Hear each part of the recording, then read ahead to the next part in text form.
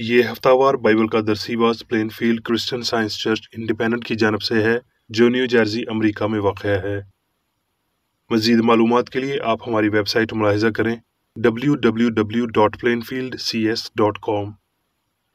یہ سبق 4 ستمبر 2022 بروز اتوار ہفتہ کے اختتام پر آپ کے مطالعہ کی غرض سے تیار کیا گیا ہے۔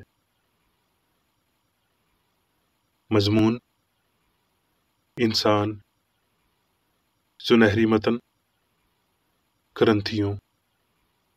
کیونکہ تم قیمت سے خریدے گئے ہو، بس اپنے بدن سے خدا کا جلال ظاہر کرو۔ جوابی مطالعہ۔ یعقوب: مبارک ہے وہ شخص جو آزمائش کی برداشت کرتا ہے، کیونکہ جب مقبول ٹھہرا تو زندگی کا وہ تاج حاصل کرے گا جس کا خداوند نے اپنے محبت کرنے والوں سے وعدہ کیا ہے۔ جب کوئی آزمایا جائے تو یہ نہ کہے کہ میری آزمائش خدا کی طرف سے ہوتی ہے، کیونکہ نہ تو خدا بدی سے آزمایا جا سکتا ہے اور نہ وہ کسی کو آزماتا ہے۔ ہاں، ہر شخص اپنی ہی خواہشوں میں کھنچ کر اور پھنس کر آزمایا جاتا ہے۔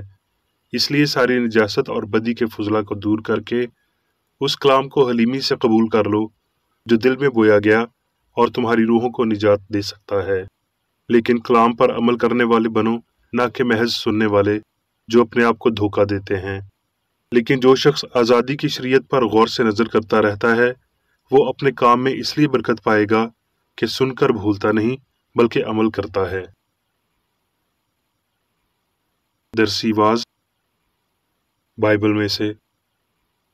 پیدائش۔ اور خدا نے انسان کو اپنی صورت پر پیدا کیا، خدا کی صورت پر اس کو پیدا کیا، نر و ناری ان کو پیدا کیا۔ اور خدا نے سب پر جو اس نے بنایا تھا نظر کی اور دیکھا کہ بہت اچھا ہے۔ خروج۔ اور خدا نے یہ سب باتیں ان کو بتائیں۔ خداوند تیرا خدا جو تجھے ملک مصر سے غلامی کے گھر سے نکال لایا، میں ہوں۔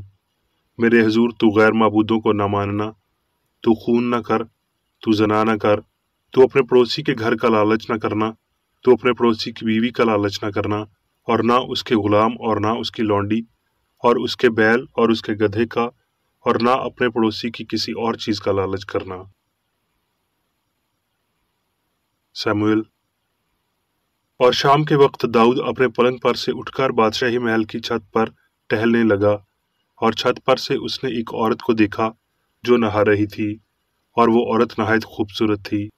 تب داؤد نے لوگ بھیج کر عورت کا حال دریافت کیا، اور کسی نے کہا، کیا وہ ایلام کی بیٹی بیت سبا نہیں جو ہتی اوریا کی بیوی ہے؟ اور داؤد نے لوگ بھیج کر اسے بلایا۔ وہ اس کے پاس آئی اور اس نے اس کے ساتھ صحبت کی، کیونکہ وہ اپنی ناپاکی سے پاک ہو چکی تھی۔ پھر وہ اپنے گھر کو چلی گئی، اور وہ عورت حاملہ ہو گئی، سو اس نے داؤد کے پاس خبر بھیجی کہ میں حاملہ ہوں۔ اور داؤد نے یوآب کو کہلا بھیجا کہ ہتی اوریا کو میرے پاس بھیج دے۔ سو یوآب نے اوریا کو داؤد کے پاس بھیج دیا۔ صبح کو داؤد نے یوآب کے لیے ایک خط لکھا اور اسے اوریا کے ہاتھ بھیجا، اور اس نے خط میں لکھا کہ اوریا کو گھمسان میں سب سے آگے رکھنا، اور تم اس کے پاس سے ہٹ جانا تاکہ وہ مارا جائے اور جاں بحق ہو۔ جب اوریا کی بیوی نے سنا کہ اس کا شوہر اوریا مر گیا تو وہ اپنے شوہر کے لیے ماتم کرنے لگی، اور جب سوگ کے دن گزر گئے تو داؤد نے اسے بلوا کر اس کو اپنے محل میں رکھ لیا، اور وہ اس کی بیوی ہو گئی، اور اس سے اس کے ایک لڑکا ہوا۔ پر اس کام سے جسے داؤد نے کیا تھا خداوند ناراض ہوا۔ متی۔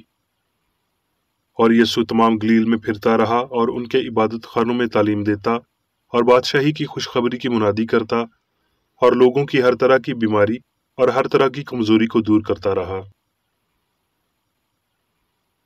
متی۔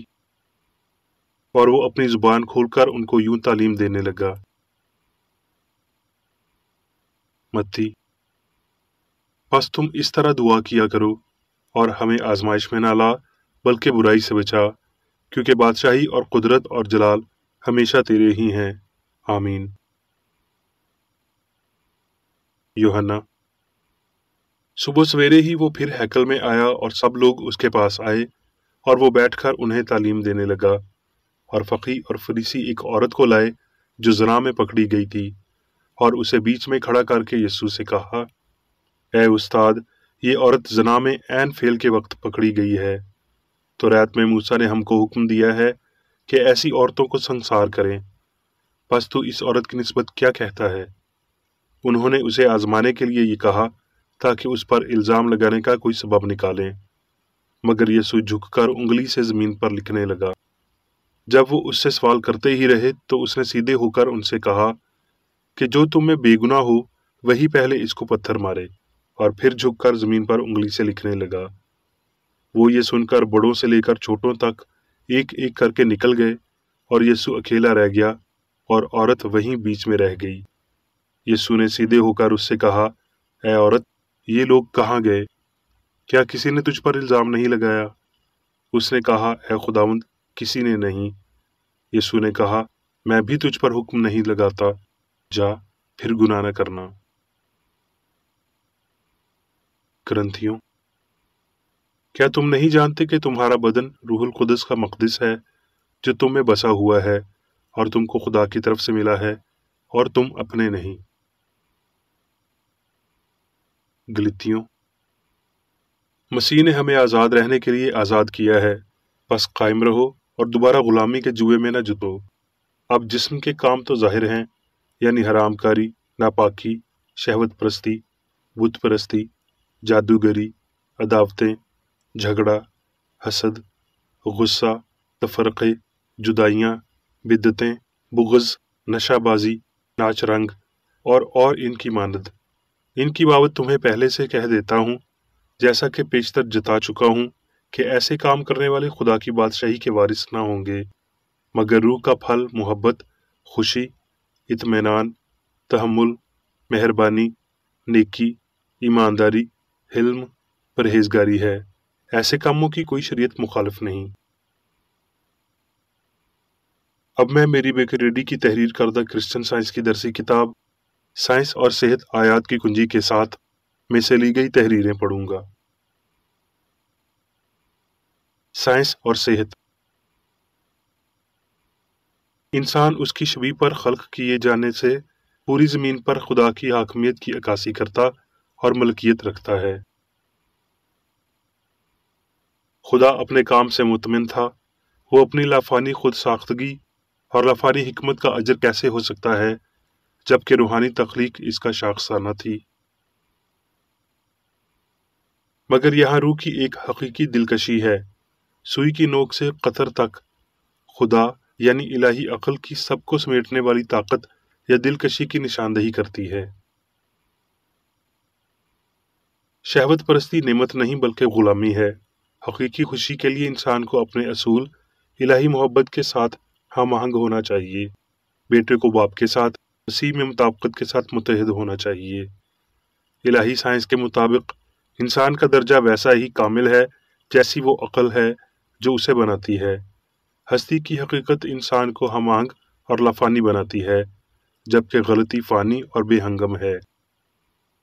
क्रिश्चियन साइंस बयान करती है, जैसा कि बाइबल सिखाती है, कि पाक दिल के अलावा कोई खुदा को नहीं देख सकता।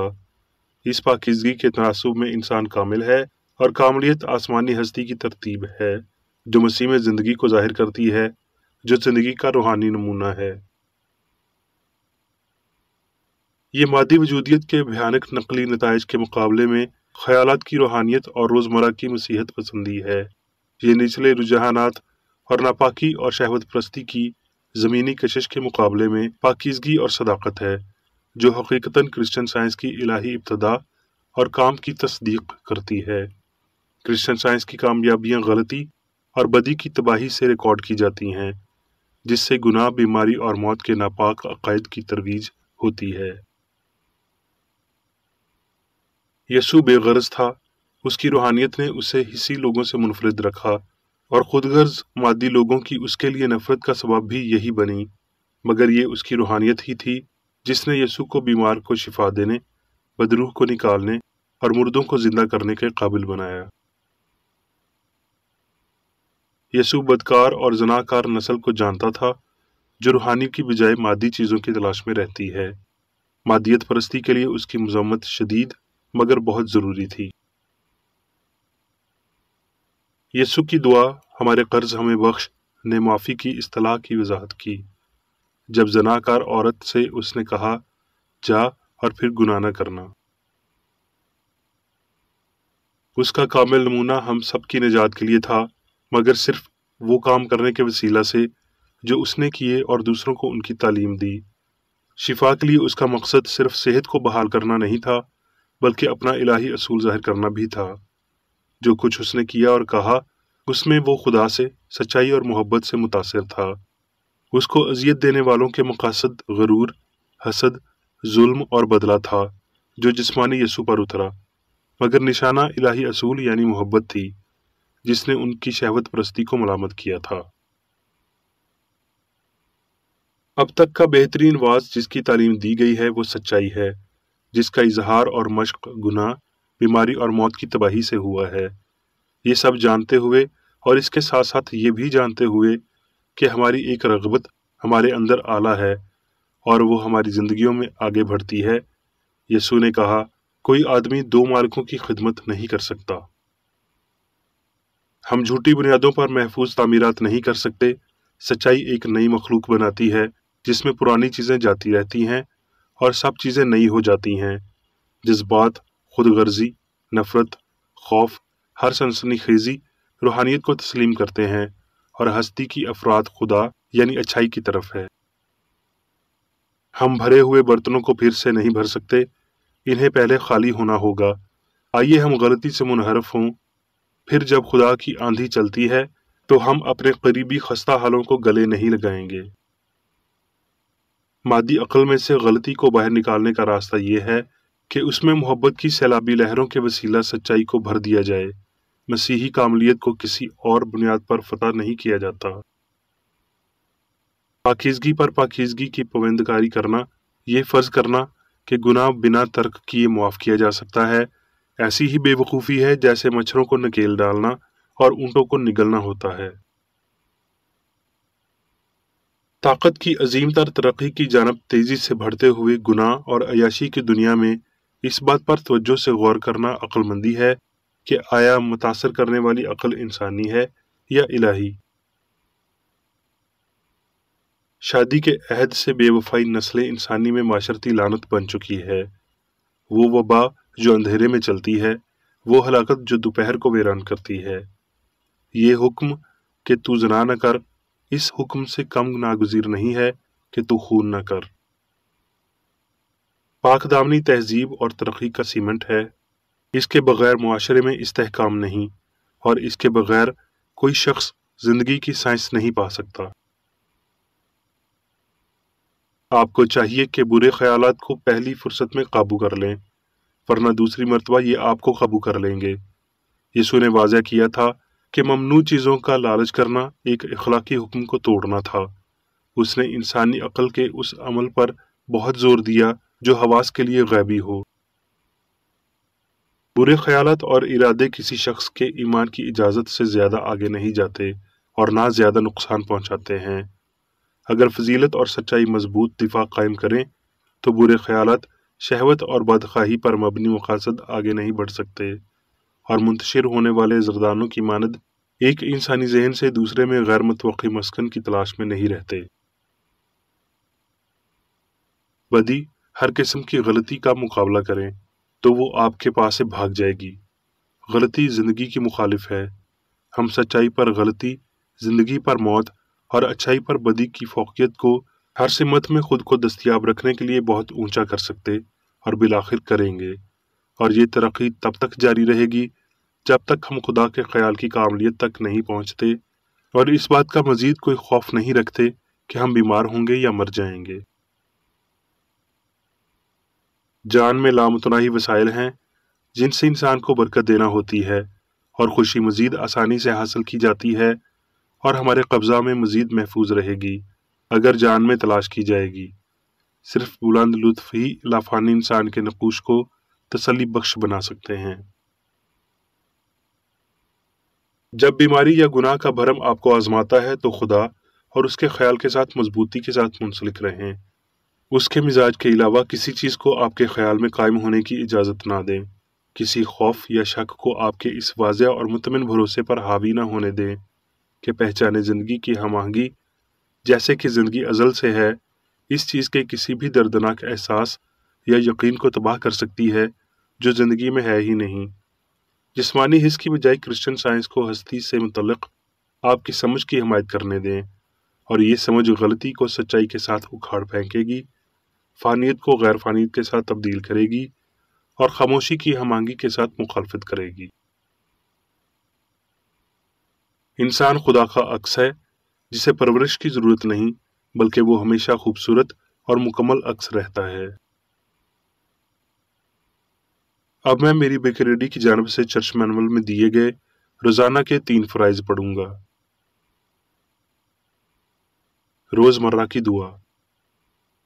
اس چرچ کے ہر رکن کا یہ فرض ہے کہ وہ ہر روز یہ دعا کرے: تیری بادشاہی آئے، الہی حق، زندگی اور محبت کی سلطنت مجھ میں قائم ہو، اور سب گناہ مجھ سے خارج ہو جائیں، اور تیرا کلام سب انسانوں کی محبت کو وافر کرے اور ان پر حکومت کرے۔ مقاصد اور اعمال کا ایک اصول۔ نہ کوئی مخالفت، نہ ہی کوئی محض ذاتی وابستگی۔ مادری چرچ کے کسی رکن کے مقاصد یا اعمال پر اثر انداز ہونے چاہیے۔ سائنس میں صرف الہی محبت حکومت کرتی ہے، اور ایک مسیحی سائنسدان گناہ کو رد کرنے سے، حقیقی بھائی چارے، خیرات پسندی اور معافی سے محبت کی شیریں سازشوں کی عکاسی کرتا ہے۔ اس چرچ کے تمام اراکین کو سب گناہوں سے، غلط قسم کی پیشن گوئیوں، منصفیوں، مذمتوں، اصلاحوں، غلط تاثرات کو لینے اور غلط متاثر ہونے سے آزاد رہنے کے لیے روزانہ خیال رکھنا چاہیے اور دعا کرنی چاہیے۔ فرض کے لیے چوکسی۔ اس چرچ کے ہر رکن کا یہ فرض ہے کہ وہ ہر روز جارحانہ ذہنی آراء کے خلاف خود کو تیار رکھے اور خدا اور اپنے قائد اور انسانوں کے لیے اپنے فرائض کو نہ کبھی بھولے اور نہ کبھی نظر انداز کرے۔ اس کے کاموں کے باعث اس کا انصاف ہوگا، وہ بے قصور یا قصوروار ہوگا۔